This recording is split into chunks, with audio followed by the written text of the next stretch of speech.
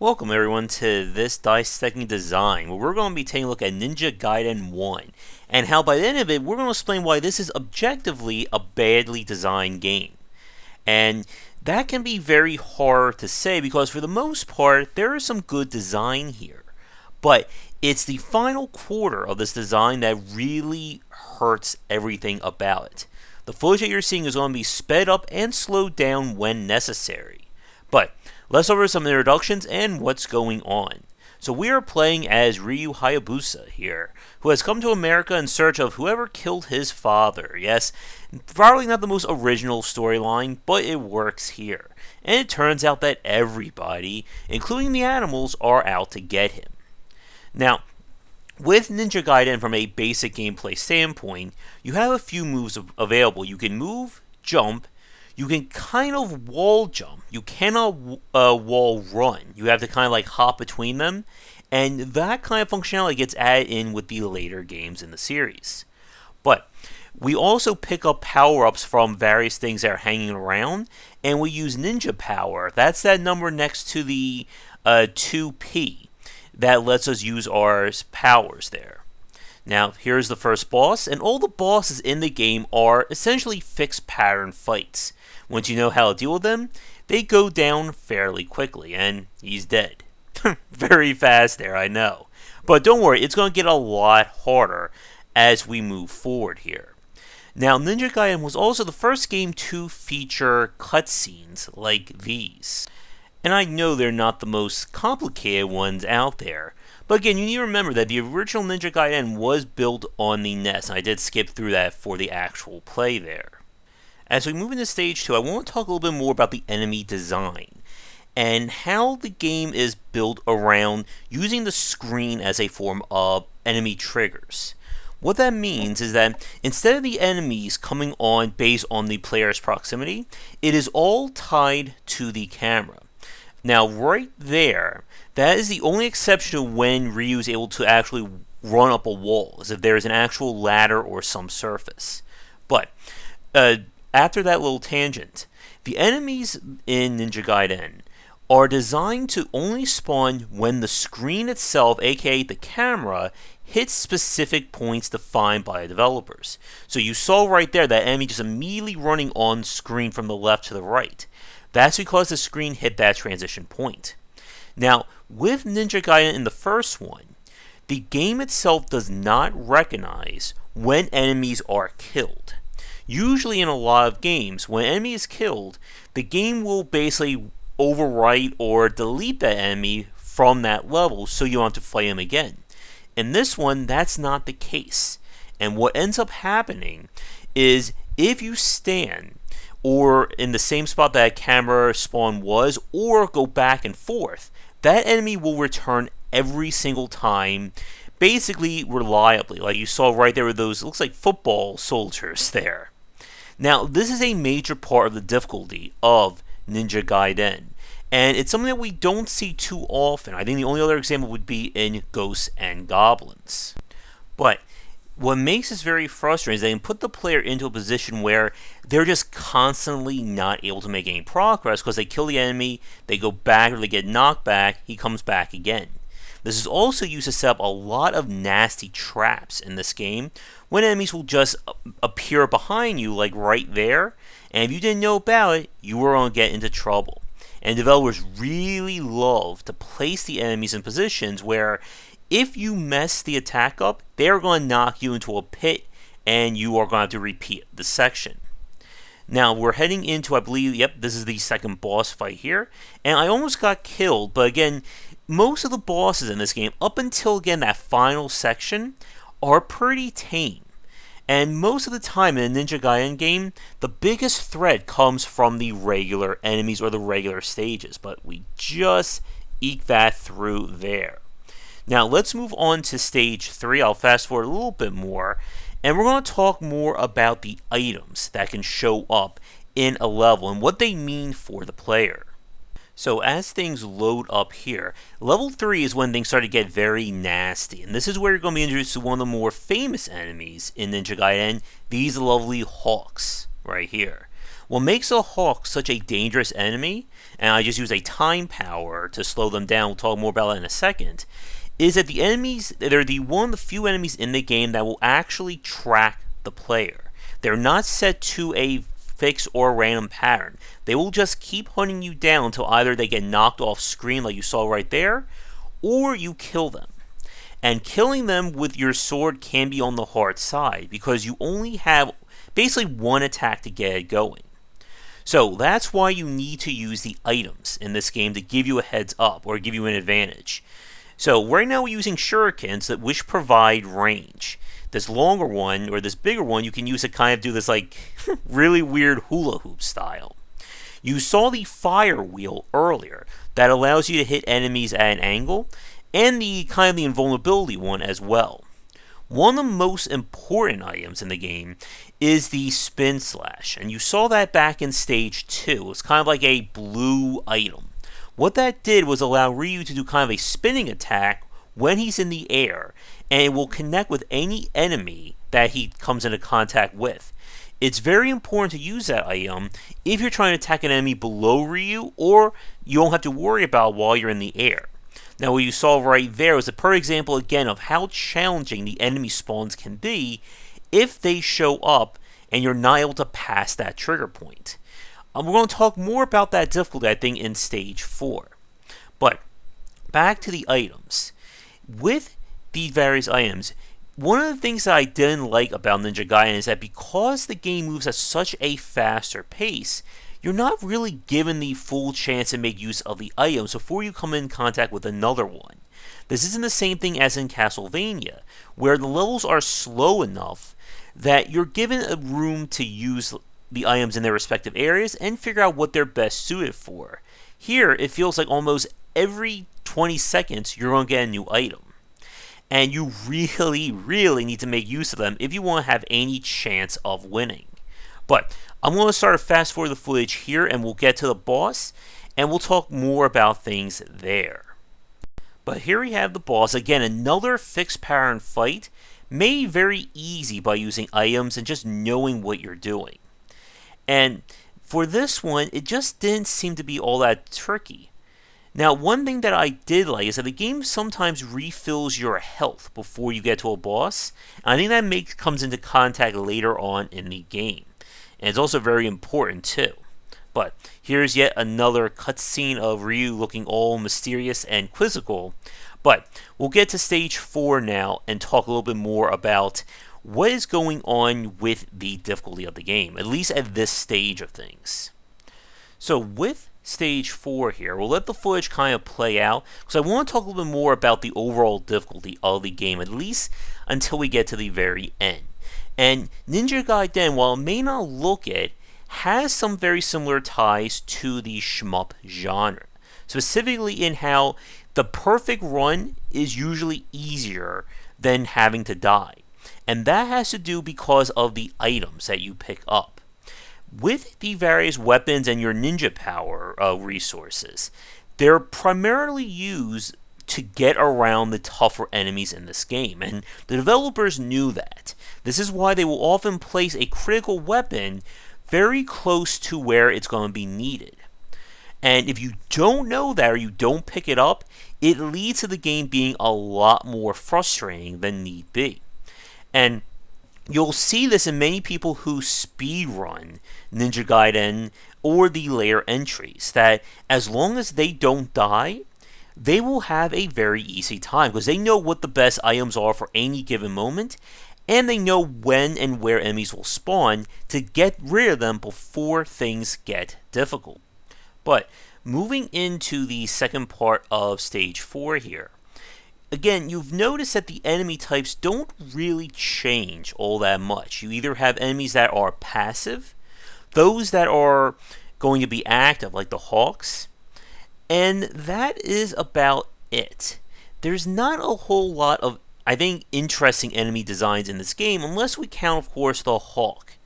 But you'll see how these enemies, kind of for the most part, are doing their own thing.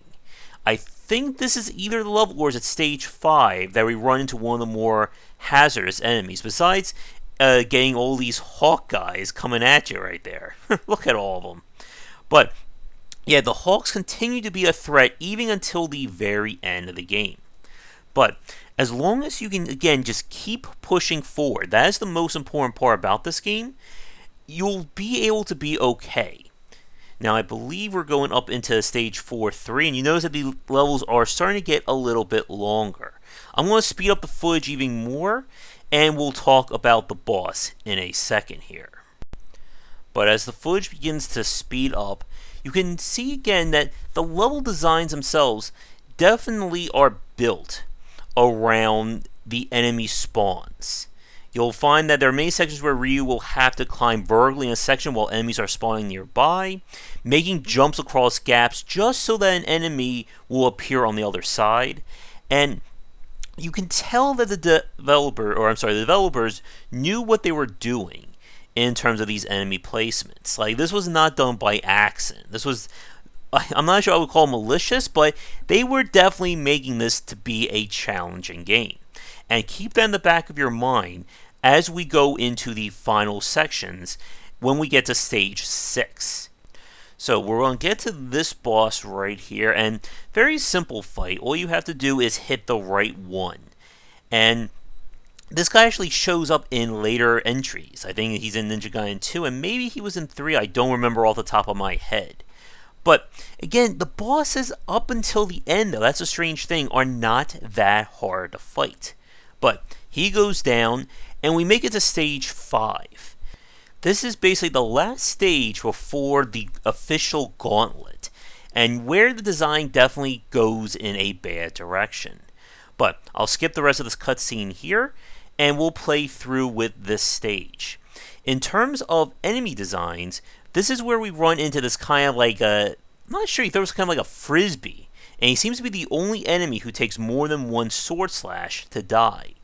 But he does die fairly quickly to your special weapons, and there he was, and he came and went right there. But as we move through this stage, we'll talk a little bit more about Ryu's own agility and how it applies to the platforming. In terms of the general platforming gameplay, Ninja Gaiden is not hard in terms of actual making jumps. This is not the same as in a Mario or any other platform. My mind just completely blanks because I played so many lately. But you don't see too many platforming based obstacles in this game. There's no bouncy jumps, there's no slippery jumps or boarded jumps or things like that. Typically, the platforming is simply there as a way of moving around. And your major threat, again, are the enemies. There is only one real exception to this, and it shows up on this stage. And I'll probably slow down the footage when we get there for it. But we're going to cut ahead to the next part of the stage, and we'll talk, and I'll be able to show that part off next. So as we move into stage 5, I'm going to slow things down a little bit, because this is a stage that really showcases all of, I think, the extent of the platforming challenge of Ninja Gaiden. As I was just saying, the game itself was built on combat first, and you really see that with the enemy placements here, with enemies set up to trap you or just show up when you're trying to do something tricky. And the Hawk spawns, again, can be very annoying. We have these statues that we have to deal with, and again, they're set up just perfectly to get in your way. Now that bat there, if I didn't jump over it, he would just keep spawning. But we're about to hit the trick jump. And what happens is I'm going to let you see it first, and then I'll try and explain it. But this is actually the hardest maneuver in the game. And doing it on the first try here was actually amazing. So what we had to do was we had to jump perfectly onto the wall on the right-hand side to then do another wall jump to the wall below it to then make that leap. Because Ryu can't just walk up and down the walls like he does in the later games, that is very precise. And all the while, that Hawk is hitting you and messing with things like that. Now, with Stage 5-3, these jetpack ninjas are very annoying. Their shurikens actually will track based on your position, and they killed me several times. Now, I'm going to skip ahead to the boss fight. As soon as you see this other fight, You saw right there how they placed that enemy. That is just a very hard spawn. And you saw the Hawk getting me right there. And like I said, they knew what they were doing with this design, and it adds to the frustration. Now, so far the game has been very fair in terms of its checkpoints. Every time you die, you return to the previous section, or the section you're at. So if you're on 5-3, you go back to 5-3, and you will never have to repeat an entire stage. Again, keep that one in the back of your head, folks, as we're about to talk about when all that goes horribly wrong. But here is the Stage 5 boss, and he is definitely more menacing in appearance than he is in combat. There is the stress level involved of having to repeat the level if you fail to defeat him. But it's just basically a YOLO fight. Rush in, smack him, and as long as you don't actually touch his body or his hit model, you'll just finish him off like that. But with him defeated, it is time to get to the pain. But before we do that, a quick shout out to our Patreon backers. And now for a quick thank you to our Patreon backers. And if you'd like to continue this discussion on game design, you'll find our Discord channel linked down below. Alright, so Stage 6 is when basically everything goes to hell in terms of Ninja Gaiden's design. And all the frustrating aspects get taken to 11, including one of the more surprisingly bad examples of design I've seen. But this is right here where things go downhill. Now, I've sped up the gameplay here so you can just see how many times I'm going to die, as well as the layout of this stage. Now, Stage 6-2, or the actual stage entirely, is very mechanically driven. Again, all the enemies have fixed spawn locations, their timers are set in terms of when they'll appear, and it is just a matter of you as the player performing everything perfectly. If you can, this is a very easy game. If you can't, then you will never beat this game. Or you may beat it, but at the cost of a heart attack or pulling out your hair. Now, as I said earlier, when it came to item usage, that developers knew about this difficulty and they set things up so that these items that you would need would spawn. However, if you don't pick them up or you run out of ninja power, it becomes frustratingly difficult to get through it. You've seen how many times we've died so far in this stage, and we're only technically at the second section. It gets worse, trust me on this one. But the flying ninjas are back again, and not picking up that item right there is actually going to screw me in the next part, because you're about to see another infamously difficult section for fans if you've seen AVGN. Right here. This guy moves in such a position that there is no easy way to get past him. So you have to kill him. But jumping on that platform doesn't work. You would need to time your jump down to land on that wall, and then jump forward and slash him, and then get back to that wall. But the timing is so specific that I'm not sure if it's even possible to do that. And you're forced to repeat this section. The optimal strategy for that was to get that spin slash ability and still have enough juice or ninja power to make use of it. So you're going to see me again repeat this section. I think I'm going to die a few more times, of course. And we're going to make it through.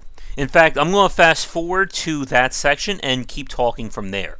So now with this power, this part is very, very easy. And then the Hawks show up to cause more trouble.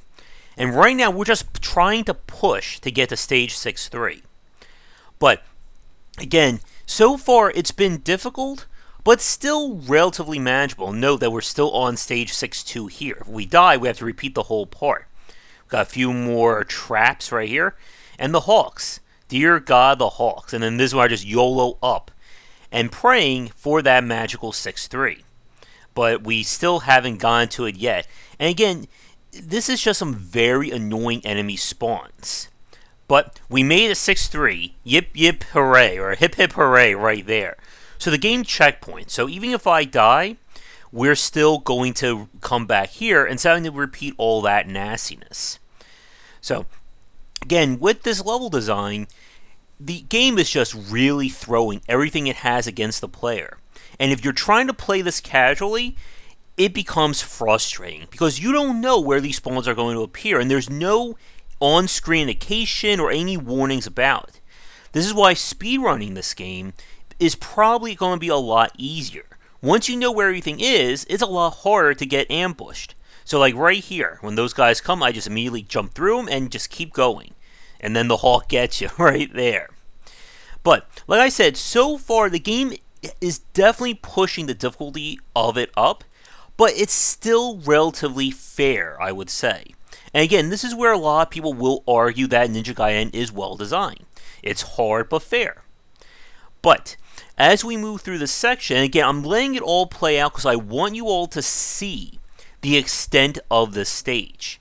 And it's going to become an important part about this in the next minute. So here we grab the health, we get ambushed some more. Look at all this. But we're about to get to the twist. And when we get there, I'm going to slow things down because I want to spend a few minutes on it. But I'm going to fast forward a little bit further, and we'll get to that in a second. So I've slowed things down back to normal speed here because I want to talk more about this problem. And the footage on screen is kind of secondary to that. But what you're about to see is me getting through section 6.3 and getting to the first, and yes, I didn't mess up on that, the first of the game's final bosses. Now, up until this point, the game has been very fair in its checkpoint system. You die, you go back to the previous section that you made it to. And you rarely have to repeat long sections of content in Ninja Gaiden. Even at this point, if I died at 6.3 and lost all my lives, I would restart at 6.3. Here's where it all goes horribly wrong. So, I use save states because I was playing this on stream and I had no intention of repeating the time, but you're going to see very quickly why we run into this problem here. Now, with this first boss, the whole point is you have to hit that orb, but the orb itself keeps spawning these little homing things that are tied to the enemy itself. To beat him, you'll see the strategy in about, I want to say like a minute or so. But if you don't know the strategy, this fight is pretty much impossible, because touching him does damage to you, and those orbs are knocking you around. So you die, and you think very quickly, oh, I'm just going to repeat this section. No, you do not. You have to repeat the entire stage. So everything that you just saw, stage 6.1 to 6.3, you have to repeat that every time you die at those bosses. And that right there is horrible game design. And it completely wrecks this game's design and how it's favored or how it's seen by fans. Like I said at the start, Ninja Gaiden for the most part is a great game. Stages 1 to 5, I would not have any problems with that. But this design decision completely destroys any real merit or goodwill the game has earned. You see, when it comes to good game design, you do not want to force the player to repeat a lot of content. If they've already passed the test of completing it, having them do it again and again and again is just a punishment on top of failure. And that is not how you want to balance a game. Even Kaizo games will give you a permanent checkpoint once you've gotten halfway through it. And I'm pretty sure even people who do play Kaizo games would find this to be very unfair in terms of its design. And what is so surprising is that it only occurs at the very end of every Ninja Gaiden game. 1 through 3 does the same exact pattern in terms of its progress loss and checkpoint system. And it makes no sense given the rest of the game. You never punish the player by forcing them to repeat stuff they've already done. It just wastes time and it pads out the game. I would even be fine if the game would just let me go back to stage 6.3 or that final section, let me do it again. I would consider that to be acceptable. But forcing the player to repeat all that content, all those easy deaths and progress loss, just doesn't sit right with me. And this is the point. When something is very hard or challenging to do, you want the player to get right back into it to start learning what it is they have to do to succeed. This is one of the key elements of keeping the frustration level down when it comes to Souls-likes. Every good Souls-like will either give you a checkpoint or a bonfire before a boss door, or have a massive shortcut available to get you right back to it. Because you don't want to have a 2-minute boss fight that is always preluded by 15 minutes of forced back travel. Now, what you saw right there, I finally beat that fight. That was by finally figuring out that pattern. But you saw how many times it took me to get to that point. Now, just think about if every time you play this game normally, you spend a minute trying to learn the boss, you die, then you have to spend at least, let's say, 10 minutes to get back to that section. That is just horrible pacing for a video game. And like I said, this is why the Souls-likes typically don't get into head-banging frustration territory. Because they know you've already beaten this entire level. You're just stuck at this boss fight. So, let's just get you right back to it and you can learn that. And now you're going to see the next boss. Now, I did like that the game would refill your health. That is the one good thing about this section. But this is another very nasty fight. These fireballs are essentially like the hawks that we saw earlier, and they track you. And again, if you don't know the right pattern, or you keep running into that guy and taking damage, guess what? You're going to die. And you know what happens when you die?